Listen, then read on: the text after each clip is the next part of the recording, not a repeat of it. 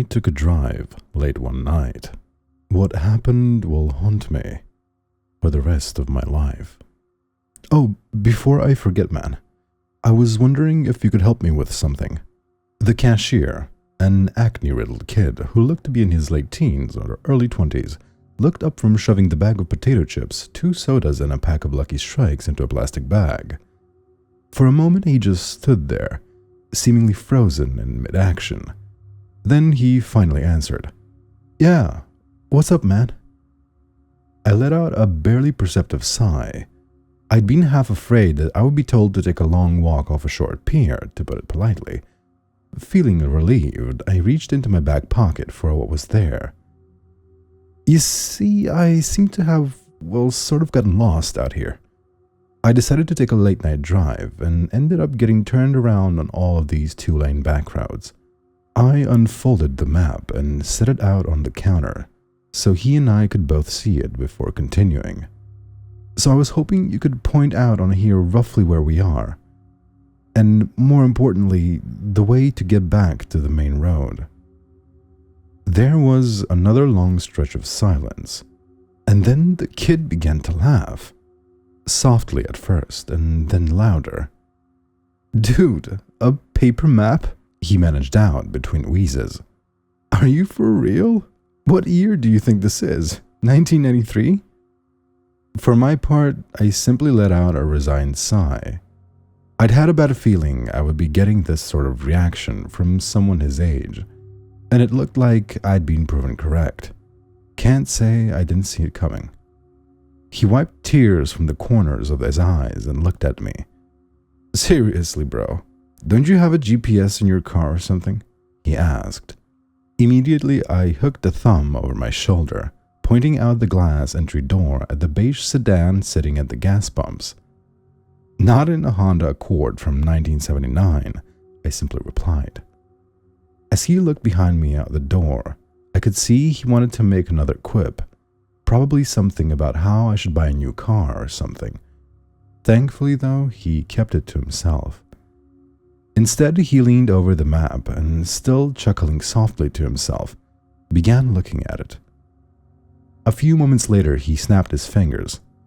"Ha! I still got it," he said proudly, then pushed his fingers down near the middle of the map and looked up at me. "We're right about here. Roughly 6 or 7 miles outside Placer." I leaned over the counter to see as he drew his fingers away. "Here?" He nodded, and I pulled a pen out of my pocket, circling the area as a reminder once I left, then examined the map further. "Okay, so it seems I could take more than a few rounds to get back to Interstate 5, right?" The kid nodded again, clearly already bored with the unusual interaction by the slightly annoyed look which had begun to cross his face. "Sure," he simply said, then placed my bagged items on top of the map. "That'll be $14.50 for this, and $28.50 for the gas."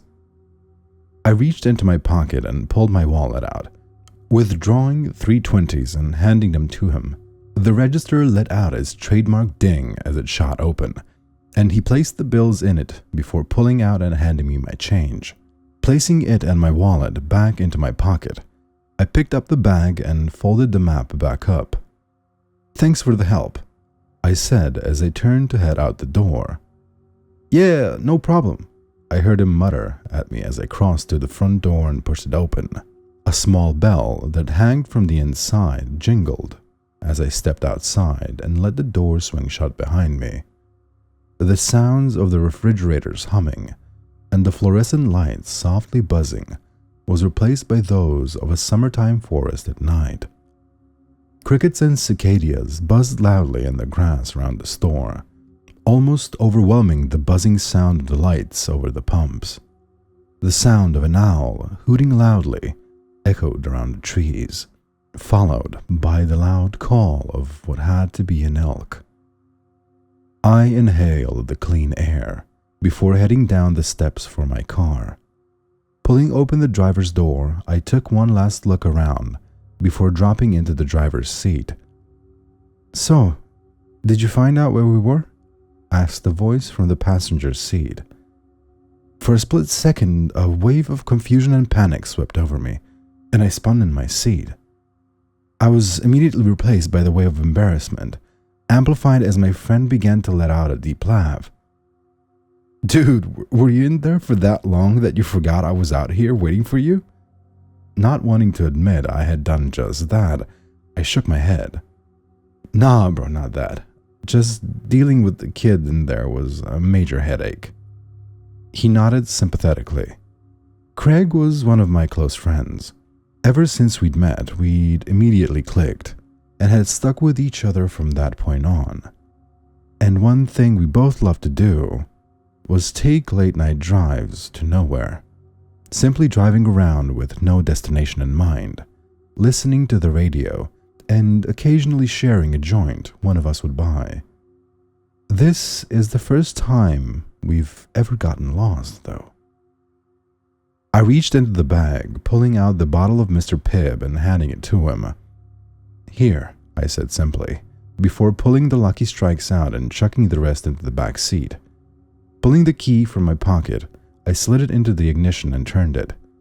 The car's buzzer sounding as the dash lights came on. A moment later, the inline four quietly rumbled to life with its traditional burble. Tearing open the packaging, I pulled a cigarette from the pack and stuck it into the corner of my mouth before reaching to push in the car's cigarette lighter. As I did, I shot a glance back towards the store and froze. A small shiver shot down my spine as I realized the kid was standing at the door and staring out at us. What the actual hell? Craig caught my gaze and turned to look himself. Dude, what the hell is his problem? I shook my head as the lighter popped back out, signaling it was ready to use. I pushed the glowing red coil against the tip of the smoke for a moment until it was lit, then placed it back in its slot. I pulled it from my lips and exhaled a cloud of smoke before answering, feeling more than a bit unnerved. "I don't know, but honestly, man, that's more than a bit creepy." I shot one last glance. The kid hadn't even blinked once. He was just staring with an off-putting intensity out of the glass. "Come on, let's get out of here," Craig said, echoing the thoughts swimming through my mind. I put the car into first gear and eased off the clutch. The car began to roll forward. Out of the corner of my eye, I saw him turn and shoot the bird at the kid as we slid out from under the lights into the dark. "Prick," I heard him mumble. I turned the car left and began heading back the way we came. Well, the good thing is, yeah, I did find out where we are. I pulled the map from my pocket and handed it to my friend. I heard him fumbling for a moment, and then a small flashlight clicked as he aimed it at the map. "Dude, how did we make it almost as far east as Placer?" he asked with a slightly astonishing tone. "Longer drive than normal, I guess," I answered, rolling down my window to flick the ashes from my smokeout. I shot a glance at the analog clock on the dashboard. 2:45 a.m. it read. I let out a small sigh. Great. Vanessa is likely worrying up a storm about us right now. Me especially. Ever since we'd started dating 5 years ago, my girlfriend had always been rather apprehensive about my habit of taking long, late-night drives when I couldn't sleep. She always feared I'd get into an accident, either with another car, wrap my Honda around a tree, or hit an animal. Most of the time, I'd come home to find her sitting up waiting for me, worry clearly etched into her beautiful sapphire eyes. I bit my lip slightly. "Hey, you think I should text Vanessa and let her know we're okay?" I asked Craig. I heard him let out a snort. "Honestly, bro? No, I know the woman loves you to death, and I'm happy she cares so much, but she's got to learn you know what you're doing. Plus, you two need your space. It's not healthy how much time you spend together." I flicked the remnants of the cigarette out of the window and let out a snort of my own. It's called being in love, dude. You should try it sometime.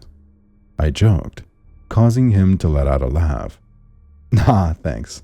I enjoy being single too much. Shaking my head, I stared out of the windshield as the headlights guided our way. I felt a slight sense of unease creep up on me as I watched the two-lane road stretch out before us, the moon in the sky almost completely blocked by the trees over our heads. I hadn't seen another car on the road for 2 hours at least. Well, what you expect, Derek? You drove into the boonies. There's only ghost towns out here. Why don't you try driving all the way to Idaho next time? Shaking my thoughts away, I fumbled in the center console for a moment before pulling out a mixtape. A bit of music would help me feel better. I pushed it into the car's cassette player and hit play. A moment later, the pounding bass and synths of Dance with the Dead's That House began blasting from the speakers. Craig let out a whoop of excitement. Dude, yes! That's the kind of tunes we need for a drive like this. He rolled down the passenger window, sticking his head out the window to whoop and holler into the night. I shook my head, unable to keep from grinning at his antics. Friggin' goofball. The playful mood helped settle my mind, and I felt myself relax into the seat, the tension flowing out of my body and out the window. For a few minutes, that's how things went. The road stretching out ahead of us and then disappearing into the blackness behind us. The music blasting out from the radio and the soft roar of the engine in the background. I shot another look at the backlit clock. Now it read 5 minutes to 3. We should be at the highway in a minute, I thought, releasing the last wisps of tension in my body and fumbling into the back seat for the bag, catching it with the tips of my fingers. I pulled my bottle of soda from it and, holding the bottle to the steering wheel, cracked the cap. I lifted it to my lips and took a swig, taking my eyes off the road for a split second to tilt my head back. I looked back at the road and nearly spit it all out on the windshield. In the second I'd stopped looking, a figure had stepped onto the road. Fucking hell, I shouted, jamming my feet on the brake and clutch as hard as I could. The rear wheels of the car locked up, and the ear-piercing sound of squealing tires filled the cabin. To my horror, the tail end of the car began sliding out. Oh, hell no! For a few seconds, the world around us became a blur of shapes and colors, and I feared at any moment would smash into a tree or begin rolling. Thankfully, the car finally came to a stop with a screech of protest from the suspension. We were facing back the way we'd come.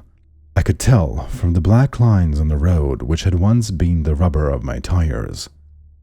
I gripped the steering wheel with almost a death grip, my heart furiously pounding in my chest. My breaths came in short, ragged gasps. There was no movement in the car for a few seconds before Craig reached forward and snapped the music off.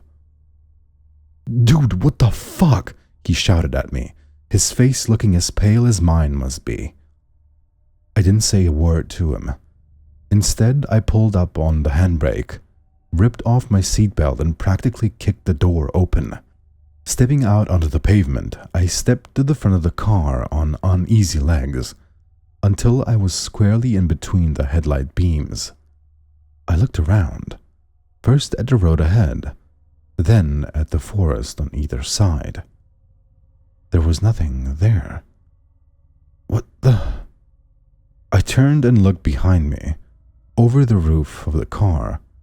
The red glow of the taillights illuminated a few feet ahead, but beyond that, nothing but blackness. I turned again, looking out at the darkness beyond the branches. No movement disturbed the bushes and branches, and aside from the quiet hum of the car's engine, it was silent. I shook my head. Did I just imagine things? I shook it again. No, I know for a fact I didn't hallucinate. There was someone there. The sound of the car door opening made me turn, seeing Craig step out of the car. Leaving the door open, he immediately came over to me. You have exactly 20 seconds to explain to me what the hell just happened before I lose it, bro, he exclaimed. For a second, I fought to find my voice. Then I answered. Someone... Dude, I'm not crazy. Someone stepped out of the woods and onto the road. It looked like a chick. I thought I was gonna freaking hit her. I realized I'd been holding in a breath and let it out, trying desperately to get myself to relax. Craig gave me a confused look. You serious, man? I nodded. He pulled the flashlight he'd used to look at the map from his pocket and flicked it on, aiming it first at the tree line on one side of the road, then the other. After doing this a few times, he turned back to me. Well, whoever it was, they're not there anymore, his brow furrowed. But why would a chick be out here in the middle of nowhere? He muttered, more to himself than me. I still answered, I don't know, man. It's freaking Josephine country. For as many good people live out here, there's also a bunch of weirdos. I heard my friend let out a snort of laughter and reply. But something had caught my attention. A feeling, which had slammed into me with all the weight of the Peterbilt. The feeling of eyes boring in the back of my skull. I spun around, looking back towards the car, and seeing nothing there. But the feeling remained, and I didn't like it one bit. Especially when the feeling came again, this time from the direction I'd just been facing a moment ago. Realization dawned on me, and I felt a shiver shoot up my spine, along with a flicker of fear. Oh shit, I whispered. Craig turned to look at me. What? He asked, seeing the look on my face. He repeated, What? I looked up at him, speaking with a bit of a weak voice. Let's get back in the car, right now. He didn't argue, thankfully. He was already moving for the open passenger door, and I matched his pace as the feeling of being watched intensified, as if someone were rapidly approaching from the woods. Oh hell, I broke, first into a run, then a full-out sprint for the last 10 feet, tearing at the door handle and practically launching myself into the driver's seat. Slamming the door closed behind me, I jammed down on the door lock, seeing Craig do the same. He turned to me, his face hidden in the dark, but his voice giving a perfect mental image of it. What the hell was that, man? The tone of it gave away the fact he'd felt, even for the briefest of moments, the same feeling of dread and fear I'd had. You remember those videos of people driving on empty roads in the middle of the night, only to have someone step into the road and get them to stop? I asked. A sharp intake of breath came from the passenger seat before he answered, finishing my thought. And then a bunch of people sprang out from the woods, trying to ambush them. Oh, hell no.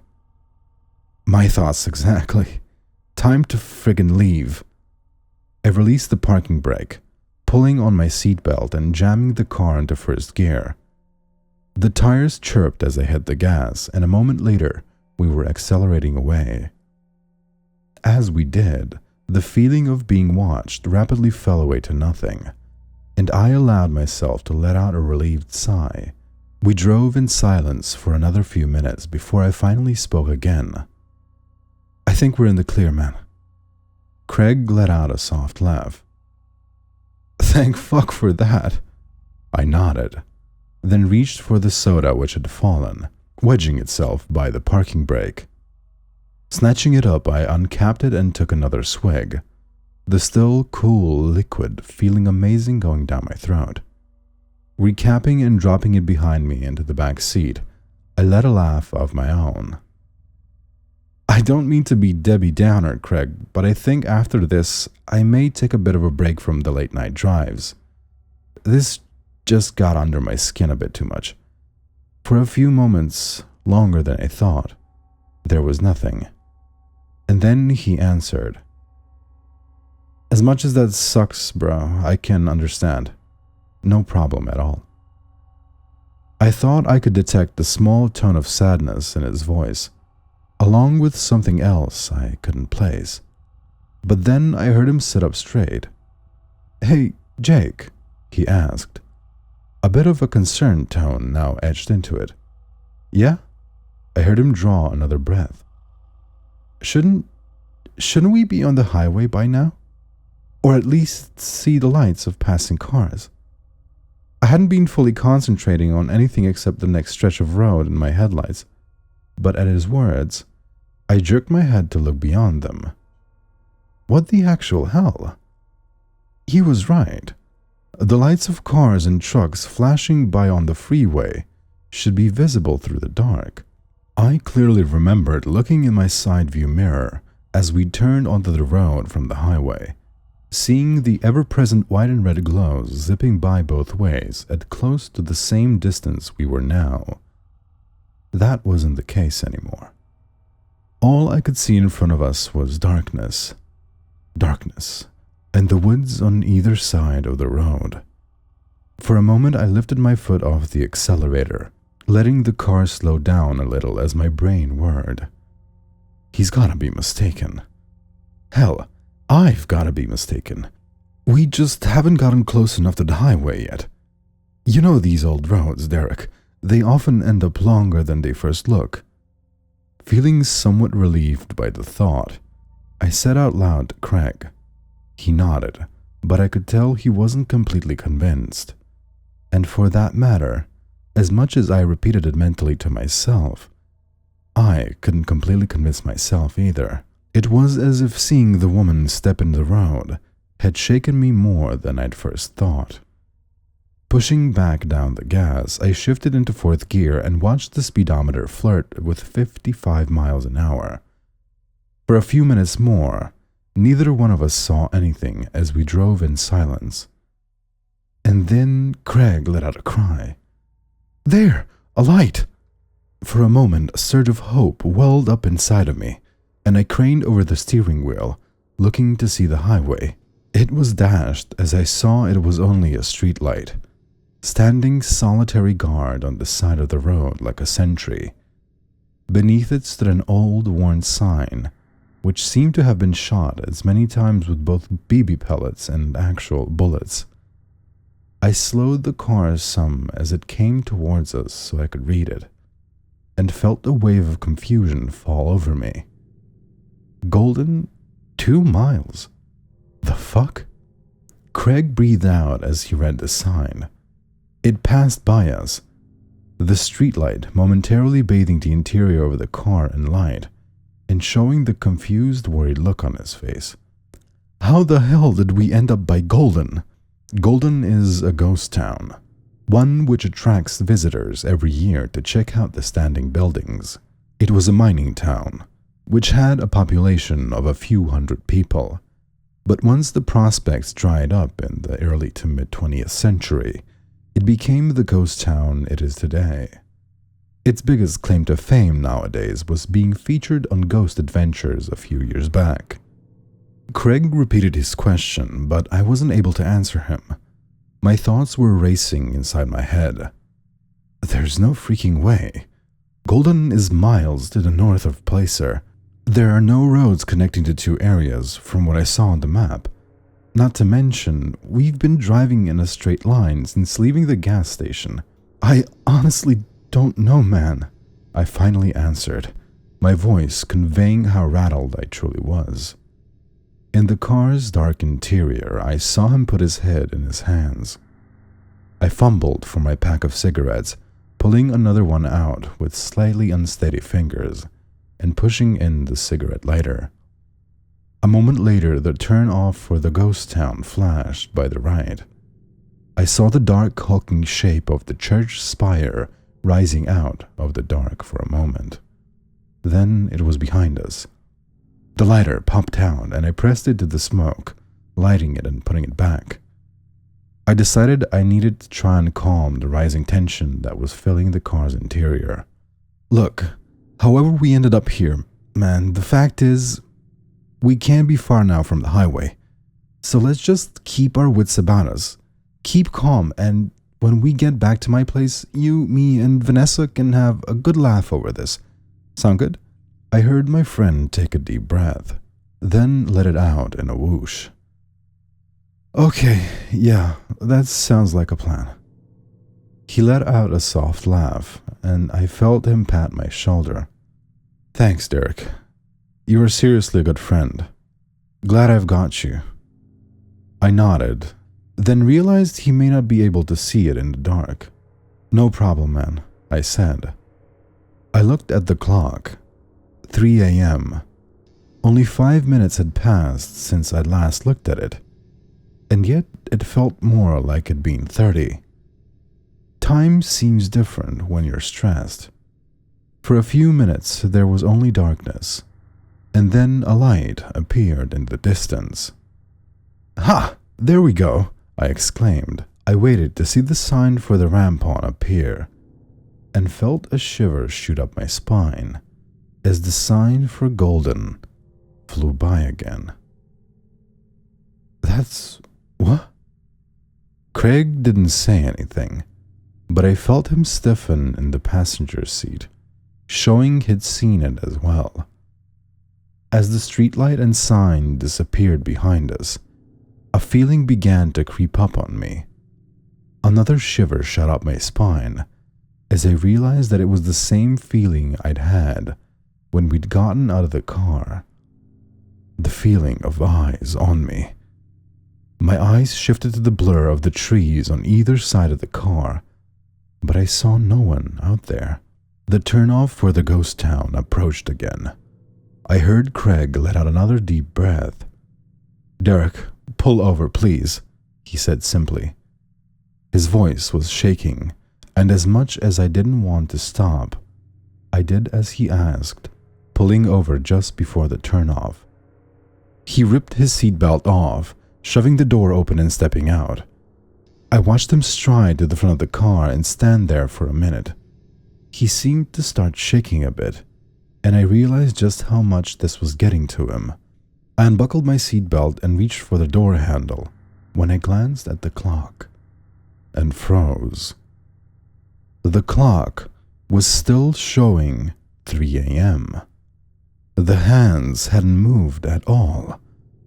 A feeling of shock washed over me like a wave as I tapped it with my fingers to see if it was merely stuck, but it refused to begin moving again. Okay, what the actual fuck is going on? I whispered to myself. I reached into my pockets, fishing out my phone and turning on the screen. Like the clock, it too showed the time as 3 a.m. The feeling of being watched began to intensify, and I glanced at Craig standing in the dark before looking down, beginning to type a text out to Vanessa. Hey, baby girl. Just wanted to let you know that Craig and I are okay. We're trying to get back to the highway, but have gotten a bit turned around out here. Do me a favor, and if I don't text you again in 15 minutes, text me back, okay? I love you. I placed the phone in my pocket. I knew I should have been more honest, but I was beginning to feel a little freaked out about the weird situation. I didn't want to worry her any more than necessary, as it would make me start to freak out worse.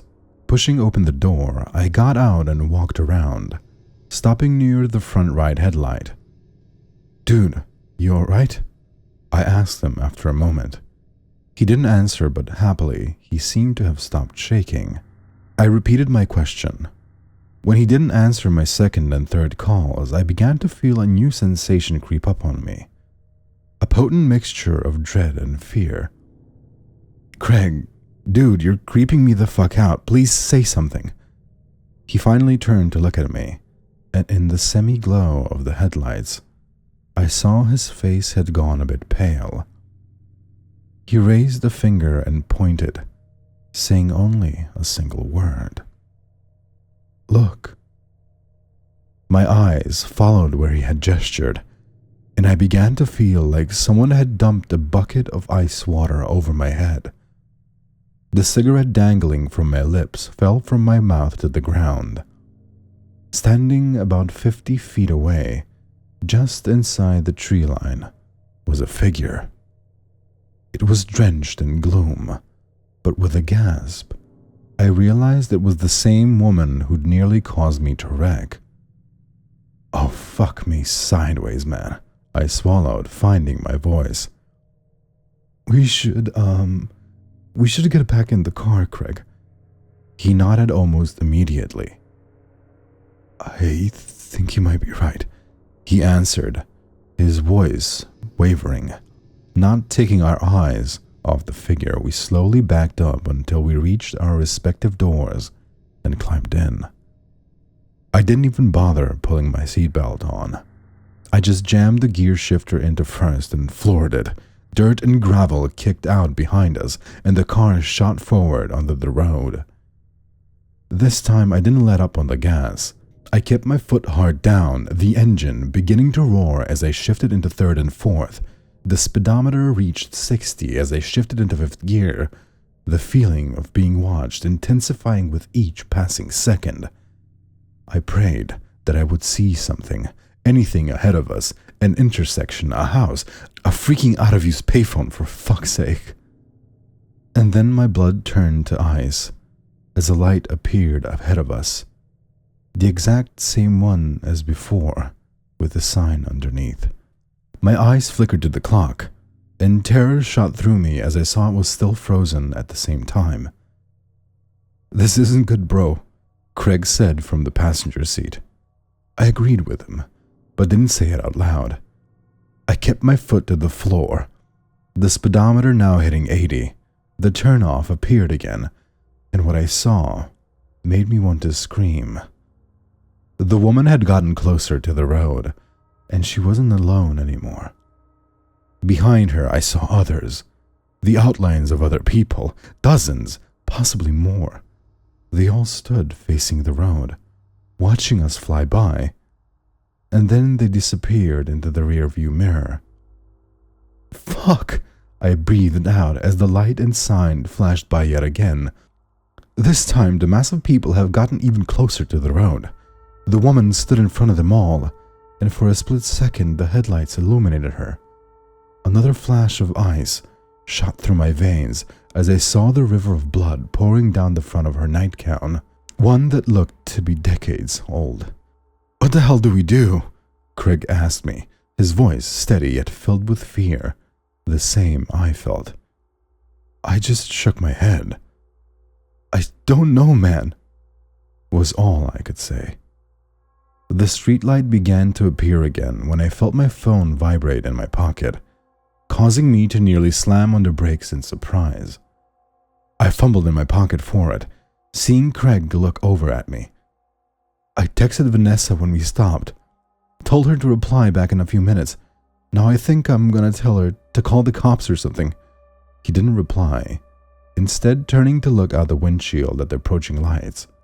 Flicking my eyes from the phone screen to the road and back, I forced myself to not look at the turnoff as we zoomed past the light. I didn't want to see how close those ghosts, demons, whatever they were, had gotten to the road.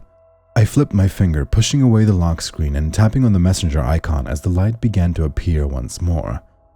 Vanessa's message automatically opened, and for a moment, relief like I'd never felt surged through me at the small bit of normalcy I had in my grasp. I froze. I didn't even look up at the road. I couldn't. My eyes were locked on the single sentence, reading and rereading it. A wave of confusion passed over me, enough that I spoke aloud.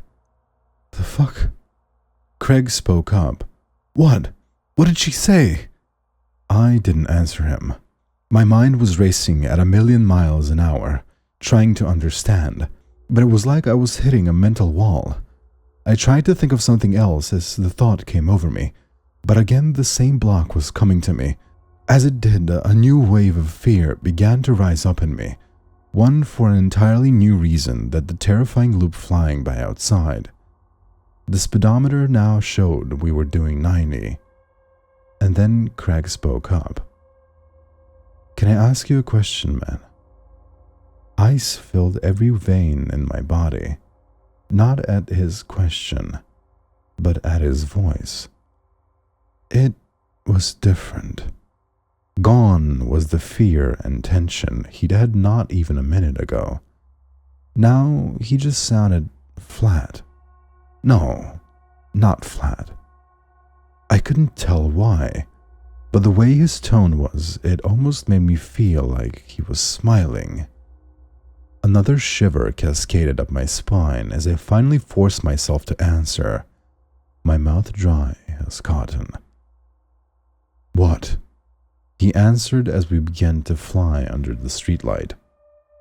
"Are you scared?"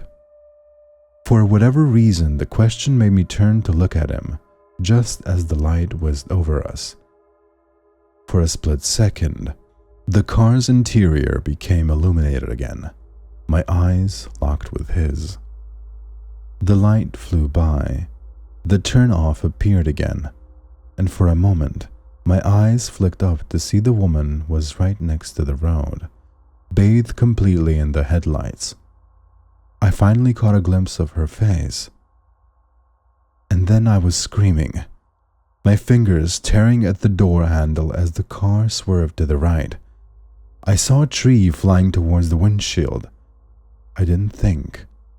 I just forced the door open and leapt out. The ground rapidly flew up to meet me. Darkness. I woke up in a hospital room, a bandage covering my head and one arm in a sling. My chest felt like it was on fire as well.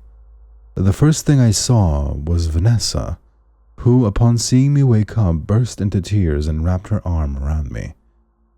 A few moments later, the doctor came in. He told me that I was a lucky man. Apparently, I'd gotten away with only a gash in my head, requiring staples, severely bruised ribs, and a broken arm. Shocking for having dove out of the car at what appeared to be tremendous speed, he said, raising an eyebrow. Then he told me the police wanted to speak to me. He showed them in, and 2 officers entered, asking me many questions. I told them exactly what had happened, well, except for the 2 details anyways. They appeared to take my account seriously and promised to look into it. "We've had some reports similar to yours, sir," one of them answered tentatively. Then they told me how I'd been found, how a father and a son who owned a gas station nearby had been out driving and had come across first my destroyed Honda, which had wrapped itself around a tree and then some, and then lying unconscious in a grassy ditch, me. They didn't say who they'd been, but I had a fair idea who they'd been. At least the son, anyways. That night was 3 months ago. I've been at home, resting and healing this entire time.